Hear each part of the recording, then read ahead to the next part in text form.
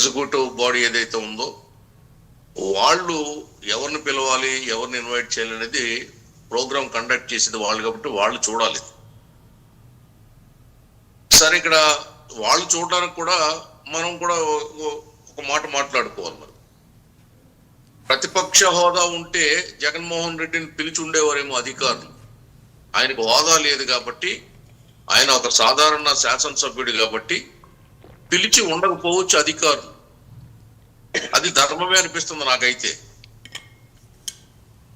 హోదా ప్రతిపక్ష నాయకుడిని పిలవకపోతే తప్పే, కానీ ఇతను ప్రతిపక్ష హోదా కానీ ఒకటి ఆనంద్ సార్ గారు అని గతంలో ఆయన ముఖ్యమంత్రిగా చేశారు, ఆంధ్రప్రదేశ్ రాష్ట్రానికి రెండవ ముఖ్యమంత్రిగా చేశారు. సో అంటే ఆ పాయింట్ లో కూడా పిల్లడానికి అవకాశం లేదంటారా? అదే ఒకటే సార్. ఇప్పుడు ఆంధ్రప్రదేశ్ ముఖ్యమంత్రి చేసిన మాట వాస్తవమే, మాజీ ముఖ్యమంత్రిగా ఉన్న మాట వాస్తవమే, ఇప్పుడు శాసనసభ్యుడిగా ఉన్న మాట వాస్తవమే. ప్రజెంట్ ఏది ఉంటే అధికారులు దాన్ని ఫాలో అవుతారు. ఆంధ్రప్రదేశ్ మాజీ ముఖ్యమంత్రిగా ఆయన రాష్ట్రం కోసం ఏ రోజైనా పరితపించాడా?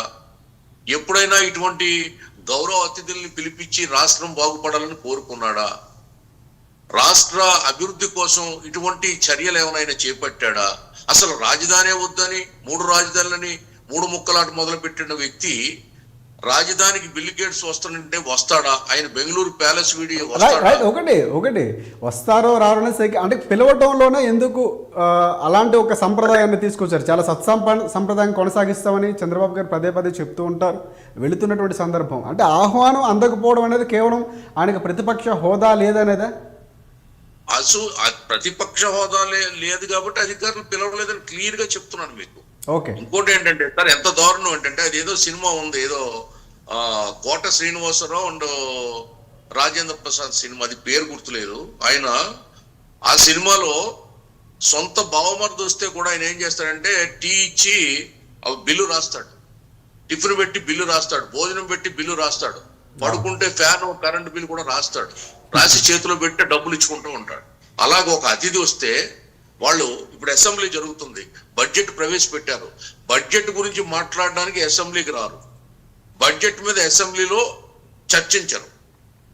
కానీ బిల్ గేట్స్ వచ్చాడు, మీరు సమోసాలు పెట్టడానికి ఎంత అయింది, టీలకు ఎంత అయింది, భోజనాలకి ఎంత అయింది, ఈ ఏమిటి సార్ ఇది? అదొక రాజకీయ పార్టీనా? అదొక వాదమా? అదొక ఆర్గ్యుమెంటా? నాన్ సెన్స్ కదండి ఇది. అసలు జుగుప్సకరంగా ఉన్న మాటలు. ఒక అతిథికి టీ ఇస్తే దానికి లెక్కలు చెప్పమంటున్నారు, చాయ్ సమోసా ఇస్తే లెక్కలు చెప్పమంటున్నారు, భోజనం పెడితే లెక్కలు చెప్పమంటున్నారు, అరటి తోటల్లో పొలం గట్టుల్లో తిరిగితే దానికి లెక్కలు చెప్పమంటున్నారు. కానీ బడ్జెట్ లెక్కలకి అక్కర్లేదా? చెప్పండి. అసెంబ్లీకి రారా? అంటే ప్రతిపక్ష హోదా ఇవ్వలేదు, ఇవ్వాల్సిన సమయం ఇవ్వట్లేదని చెప్తున్నారు. దానికి సంబంధించి ఎవరిస్తారండి? స్పీకర్ ఇస్తాడు సమయం. ఎవరికి అప్రాప్రియేట్ గా, ఎవరికి ఎప్పుడు ఎంత సమయం వల్ల స్పీకర్ గారు కేటాయిస్తాడు. అది ఎవరి పరిధిలో ఉంటుంది? మీ పరిధిలో, నా పరిధిలో, కోర్టుల పరిధిలో ఉంటుందా? ప్రజలేమో ప్రజా కోర్టులో ఎన్నికల్లో ప్రతిపక్ష హోదా ఇవ్వలేదు, కోర్టులు ఎట్లా ఇస్తాయి? స్పీకర్ ఎలాగ ఇస్తాడు? స్పీకర్ ఇచ్చాడు, ఒక ఎమ్మెల్యేకి ఇచ్చే సమయం ఇస్తాడు. ఆయన ఇవ్వనండి కదా. నువ్వు వచ్చింది ఏది? స్పీకర్ తిరస్కరించింది ఏది? నీకు సమయం కేటాయించకుండా నిన్ను అవమానం చేసింది ఏది? నిన్ను హేళన చేసింది ఏది? సభలో నీకేమైనా అవమానం జరిగిందా? నీకు కానీ శాసనసభ్యులకు కానీ? నీకు మైక్ కట్ చేశారా? నీ మైక్ లాక్కున్నారా? నీ సమయాన్ని తిరస్కరించారా? ఏది జరగలేదు. కానీ నువ్వు సభకు రావు, పైకి ఇవన్నీ వంకలు చెప్తావు. ఇది కరెక్ట్ అంటారా? ఒక మాజీ ముఖ్యమంత్రికి తగునా ఇది? ఒక మాజీ ముఖ్యమంత్రి ఈ విధంగా ప్రవర్తించి వచ్చేపోను ఆయన రాడు, మిగతా 10 మంది ఎమ్మెల్యేలని సభకు పంపాలి కదా, బడ్జెట్ మీద చర్చలో పాల్గొనేటట్టు చేయాలి కదా, బడ్జెట్ ముఖ్యం కదా. ఈవేళ 3,32,205 కోట్ల రూపాయలతో బడ్జెట్ ప్రవేశపెడితే అన్ని వర్గాలకి అధిక ప్రాధాన్యత ఇచ్చి రాష్ట్రాన్ని అభివృద్ధి పదంలో పయనింపజేసే ఒక సంక్షేమం ఒకవైపు, అభివృద్ధి ఒకవైపు పెట్టి ఉన్నటువంటి ఆ విజనరీ బడ్జెట్, ఒక రాష్ట్ర అభివృద్ధికి ఒక బ్లూ ప్రింట్ లాంటి బడ్జెట్ ని వాళ్ళు ఆమోదించలేక, హర్షించలేక, దాని మీద చర్చలో పాల్గొనలేక తోక ముడిచి అసెంబ్లీకి దూరంగా ఉన్నటువంటి వాళ్ళను కూడా ఒక శాసనసభ్యులుగా భావించాలా?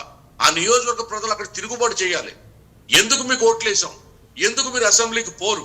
ఎందుకు మా సమస్యలపై మీరు గళం విప్పరు? అసెంబ్లీలో మీకు మైక్ ఇవ్వకపోతే మేము చూసుకుంటాం, మీరు పోండి అసెంబ్లీ కానీ ఆ ప్రజలు తిరుగుబాటు చేసే రోజు రాబోతుంది. ఇది చాలా తప్పండి. ఒక సర్పంచ్ పంచాయతీ బోర్డుకి వెళ్ళకపోతే తప్పు, ఒక ఎంపీపీ మండల పరిషత్ ఆఫీస్కి వెళ్ళకపోతే మీటింగ్ వెళ్ళకపోతే తప్పు, ఒక జడ్పీడీసీ మెంబర్ జిల్లా పరిషత్ మీటింగ్ వెళ్ళకపోతే తప్పు, ఒక శాసనసభ్యుడు అసెంబ్లీకి పోకపోతే తప్పు. శాసనసభ్యుడికి ఉన్నటువంటి రైట్ ఏంటండి? బిల్లులు అనుకూలంగానో వ్యతిరేకంగానో ఓటు చేయాలి, మాట్లాడాలి, పోరాడాలి. అది మానేసి మాకు హోదా కావాలి, పెత్తనం కావాలి, సమయం కావాలి, మైక్ కావాలి, మేము ఏదో మైక్ ఇస్తే ఉత్తరం చేస్తారా? ఇవ్వని ఎవరైనా చెప్పారా? మీరు ఉన్నది ఏది, వచ్చింది ఏది, మైక్ ఇవ్వనన్నది ఏది, కాదన్నది ఏది? అబద్ధాలు ఎందుకు మాట్లాడుతున్నారు? ప్రజలను ఎందుకు ఇంకా మీరు వక్రీకరించినటువంటి విషయాలతో వంచిస్తున్నారు? మళ్ళీ రెండోసారి అధికారంలోకి రావడానికి ఇటువంటి కుంటి సాకులు చూపించి మీరు తప్పు చేస్తారు, బురద ప్రభుత్వం మీద చెల్తారు. మీరు సభకు రారు, స్పీకర్ మాకు మైక్ ఎవరంటారు. మీకు ప్రతిపక్ష హోదా లేదు, కోర్టుకు పోతారు. ఏంటండి ఇది? ఏమన్నా అసలు నైతికత ఉన్నటువంటి విషయాలు ఇవన్నా? అలాంటిది బిల్ గేట్స్ వస్తే ప్రభుత్వం పిల్లలేదనేది నెపమా? ఏంటి నెపం? మీ బాధ్యత, రాష్ట్రం గురించి బాధ్యత ఎప్పుడు తీసుకున్నాడు ఆయన? ఏనాడన్నా రాష్ట్రానికి ఒక బిల్ గేట్స్ రావాలి, లేకపోతే ఒక పెద్ద మైక్రోసాఫ్ట్ అధినేత రావాలి, లేకపోతే ఇంకొక దిగ్గజ కంపెనీ రావాలని తప్పించాడా? అటువంటి సమీక్షలు పెట్టాడా? అటువంటి టూర్లు చేశాడా? అటువంటి ప్రణాళిక ఏదన్నా రచించాడా? అధికారులతో కూర్చొని ఒక సమీక్ష చేయగలిగాడా? ఒక ముఖ్యమంత్రిగా ఎప్పుడైనా ఒక సమీక్ష చూసావు సార్ 5 ఏళ్లలో? ఒక శాఖ మీద తన దగ్గర ఉన్నటువంటి 10 శాఖల మీద ఏ ఒక్క శాఖ మీదైనా ఒక్క సమీక్ష పెట్టాడా? కనీసం శాంతి భద్రతల గురించి అన్నా ఒక సమీక్ష పెట్టాడా ముఖ్యమంత్రిగా? లాండ్ ఆర్డర్ గురించి ఒక సమీక్ష పెట్టాడా? ముఖ్యమంత్రి మాజీ ముఖ్యమంత్రి అంటారు. ఏం ముఖ్యమంత్రి సార్ అది? ఏం వెలగబెట్టాడా పదవి అసలు? సిగ్గుచెట్టు సార్, సిగ్గుచెట్టు. అతను ఒక పార్టీ అధినేతగా ఫెయిల్, ఒక ముఖ్యమంత్రిగా ఫెయిల్. ఇప్పుడు శుభకార్యం జరిగేటప్పుడు దుష్మల్ని పిలకూడదు సార్, పిలకూడదు. ఇప్పుడు అసూయపడే వాళ్ళని, అసూయ పరుల్ని, రాష్ట్రం నాశనం అయిపోవాలనుకునే వాళ్ళని, రాజధాని ఉండకూడదు అనుకునే వాళ్ళని, రాష్ట్రం అసలు ఈ రాష్ట్రం బాగుపడకూడదని వాళ్ళు పిలవకూడదు. నిజంగా చెప్తున్నా. ఆనంద్ సార్ గారు, ఇది మీ స్టాండా లేకపోతే పార్టీ స్టాండా? అంటే అలాంటి ఒక దుష్ట శక్తి లేకపోతే అలాంటి ఆలోచనలో అది మీ ఆలోచనగా చూడాలా, టీడీపీ ఆలోచన? నేను ఒకటే చెప్తున్నా, నా సొంత అభిప్రాయం చెప్తున్నా. ఇటువంటి వ్యక్తిని పిలవకపోవడమే మంచిది. ఎందుకంటే ఏ రోజు కూడా రాష్ట్రం బాగుపడాలని కోరుకున్నటువంటి వ్యక్తి కాదు. ఏ ఒక్క రోజు చెప్తున్నా, ఈవేళ రాష్ట్రం బతికి ఉంది. బిల్ గేట్స్ లాంటి వాడు ఆంధ్రప్రదేశ్ కు వచ్చాడు అంటే 5 ఏళ్ల విధ్వంసం తర్వాత 19 నెలల్లో చంద్రబాబు నాయుడు గారు ఒక పనితనానికి ఒక తార్కాణం ఇది. ఆయన విజనరీకి ఒక ఉదాహరణ ఇది, అంకురార్పణ. మళ్ళీ ఆంధ్రప్రదేశ్ అనే ఒక రాష్ట్రం ఇక్కడ బతికుంది, అక్కడికి బిల్ గేట్స్ వచ్చాడు అని వేళ నేటి తరం చెప్పుకునే విధంగా ఒక మార్పు. రాష్ట్రం ఉందా సార్ చెప్పండి? 5 ఏళ్ళు ఆంధ్రప్రదేశ్ అనేది కనిపించింది ఎక్కడన్నా మీకు? దానికి ఒక రాజధాని కనిపించిందా? క్వశ్చన్ పేపర్ లో ఏపీ రాజధాని ఏదైనా ఇస్తే ఆన్సర్ చెప్పే దమ్ముందా 5 ఏళ్ళలో ఎవరికైనా? ఏ విద్యార్థికైనా? చేయగలరా? చేశారా? అంత దిగజారు చేసిన వ్యక్తిని మనం మాజీ ముఖ్యమంత్రి లేకపోతే ఏదో 10 మంది ఎమ్మెల్యేలు ఉన్న ఒక ఎమ్మెల్యే అని చెప్పుకోవడం కూడా సిగ్గుచేటని నా అభిప్రాయం, వ్యక్తిగత అభిప్రాయం. ఇటువంటి వినాశకర శక్తుల్ని, విచ్ఛిన్నకర శక్తి జగన్మోహన్ రెడ్డి. అతని వల్ల రాష్ట్రానికి చేటు తప్ప, రాష్ట్రానికి నాశనం తప్ప ఉపయోగం ఏమీ లేదు. అందుకే బెంగళూరులో ఉంటున్నాడు. బాధ్యత ఉన్న వ్యక్తి కాదు. ఎవరైనా అరెస్ట్ అయితే వస్తాడు, లేకపోతే ఎవరైనా ఆనంద్ సార్ గారు ఒకటి అంటే శవాల దగ్గరికి, ముద్దాయిల దగ్గరికి వచ్చే వ్యక్తి బిల్ గేట్స్ దగ్గరికి ఎలా వస్తాడండి? రైట్. అంటే ఇప్పుడు వైసీపీ ప్రధానంగా ఒక స్టాండ్ తీసుకుంది. అంటే మీరు అన్నట్టు అభివృద్ధో లేకపోతే ఎలాంటి ఒక నిర్ణయాలు తీసుకొని ముందుకెళ్తున్నారు, అసలు ఎందుకు వచ్చారో కాకుండా ఎందుకు వచ్చినప్పుడు ఎంత ఖర్చు పెట్టారు అసలు? ఎందుకంటే టీడీపీ కూటమి ప్రభుత్వం ఎంత ఖర్చు పెట్టింది? చాయ్కి ఎంత అయింది, సమోసాకి ఎంత అయింది, బిస్కెట్లకి ఎంత అయింది, ఏం చెప్తారు సార్? ఇప్పుడు అతిథి వచ్చినప్పుడు ఖర్చులు ఎవరు లెక్క వేసుకోరు.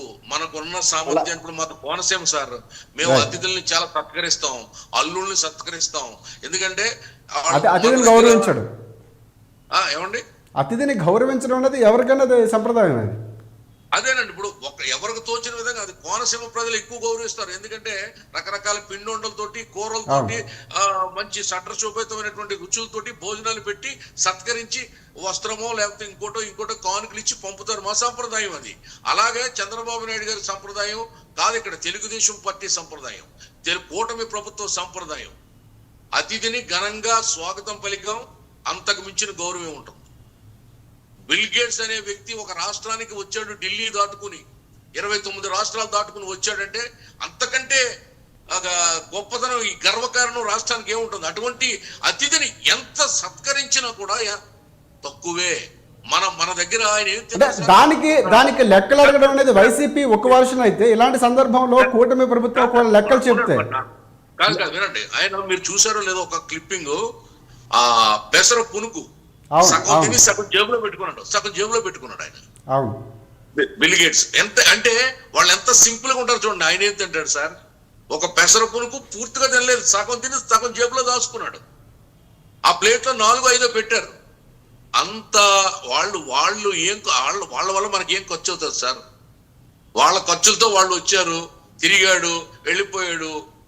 వాళ్ళు అన్నట్టుగా సమోసా కూడా తినలేదు, పెసర పునుకు సగం తిన్నాడు. అంటే దీనికి ఒకవేళ లెక్కలు ఏమైనా అడిగితే చెప్తే గనక రాష్ట్ర ప్రజలకు ఏమైనా చెప్పే అవకాశం ఉందా అన్నటువంటి కోణంలో కూడా ప్రశ్నలు వినిపిస్తున్నాయి సార్. ప్రతిదానికి ప్రభుత్వం లెక్కలు ఖచ్చితంగా ఉంటాయి, కానీ ఇక్కడ విమర్శించడం అంటే వైసీపీ విమర్శించడం ఇప్పుడు చర్చ అవుతుంది. అదే దిగజారి మాట్లాడటం అంటారు దాన్ని. విమర్శ అంటారండి. కువిమర్శ చేయకూడదండి, సద్విమర్శ చేయాలి, సంస్కారవంతమైనటువంటి విమర్శ చేయాలి. క్వశ్చన్ కూడా ఎలా ఉండాలంటే చాలా సంప్రదాయబద్ధంగా ఉండాలి. అతిథికి నువ్వు ఏం పెట్టావో లెక్కలు చెప్పు అంటే ఎంత దుర్మార్గమైనటువంటి హేయమైనటువంటి భాష అన్నది ఆ భావజాలం. ఇంతేనా అంటే అప్పుడు వాళ్ళ కుటుంబ వ్యవస్థ అంతే అలాగే ఉంటుందా? వైసీపీ కుటుంబ వ్యవస్థ వాళ్ళకి ఎవరన్నా అతిథిని మర్యాదల గురించి వాళ్ళకి తెలియవా? వాళ్ళకి పెట్టేదాని గురించి పోసేదాని గురించి కూడా మాట్లాడతారా బయట? నేను చీర పెట్టాను, లేకపోతే నేను నగ పెట్టాను, నేను భోజనం పెట్టాను, నేను నాటుకోడి పెట్టాను, రాగి సంకట పెట్టాను అని చెప్తారా సార్? దానికి ఇంత అయ్యింది అని చెప్తారా? చెప్తే అసలు వాల్యూ ఉంటుందా? అతిథి దేవో భవ అన్నారు. పైగా వచ్చిన వాడు ఎటువంటి అతిథి దేవుడు? ఈ రాష్ట్రానికి అతను తలుచుకుంటే ఒక అద్భుతమైనటువంటి కొన్ని కోట్ల నిధులిచ్చి యువతకు రేపొద్దున భవిష్యత్తు కల్పించేంత గొప్పవాడు. అతను ఫౌండేషన్ ద్వారా ఏదైనా చేయగలడు. అంత పెద్ద అతిథి, అంత పెద్ద రాష్ట్రానికి ఉపయోగపడే అతిథి వచ్చినప్పుడు మన భాష ఎలాగుంది, ఒక పార్టీగా మన భాష ఎలాగుంది, మనం అడిగే మాటలు ఎట్లా ఉంటున్నాయి, సభ్య సమాజం ఎలాగా, ఇదేనా తెలుగువాడి సంప్రదాయం అని అనరా? ఇదేనా తెలుగు గొప్పతనం అని అనరా? ఆంధ్రప్రదేశ్ యొక్క మర్యాద ఇదేనా అని అనరా? తప్పు కదా. అంటే బిల్ గేట్స్ గౌరవం కాపాడే బాధ్యత ఒక ప్రభుత్వానికే ఉందా? వాళ్ళకి లేదా? వైసీపీ పార్టీకి లేదా? ఏమిటి సార్ ఇది? రైట్ ఒకసారి మనం దుర్గా కుమార్ గారి దగ్గరికి వెళ్దాం. దుర్గా కుమార్ గారు ఇంత చీప్గా అంటే ఆల్రెడీ మోకా ఆనంద్ సార్ గారు మాట్లాడారు, ఈ స్థాయిలో దిగజారంటే ఒక అతిథికి మర్యాదలు చేస్తే కూడా లెక్కలు చెప్పాలని అడగటం.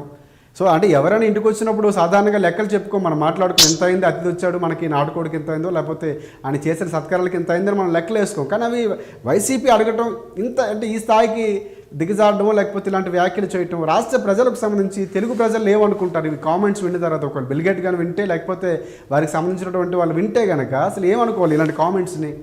అంటే ఈ స్థాయిలో రాజకీయాలు దిగజారిపోయారు అనుకోవాలి.